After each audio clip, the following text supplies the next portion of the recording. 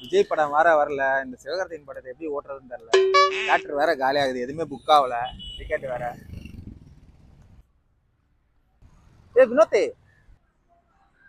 படம் ரிலீஸ் ஆயிருக்குது, தியேட்டர் பக்கமே ஆளை காணோம். என்ன படம் ரிலீஸ் ஆனாலும் பாப்பேடா வந்து. அட சிவகார்த்திகேயன் படம்டா. இல்லைண்ணா, நானும் படத்துக்கு வரலாம் தான் நினச்சேன். இந்த படம் பார்க்கணும் தான் எனக்கும் ஆசை.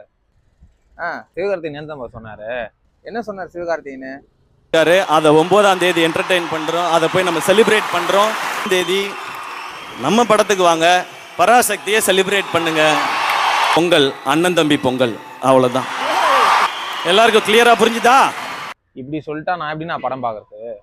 அவரே சொல்றாரு அண்ணன் படத்தை பார்த்துட்டு தம்பி படத்தை பாருங்கன்னு.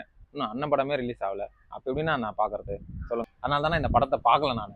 5 வண்ண பூவே தானே லோலாலி.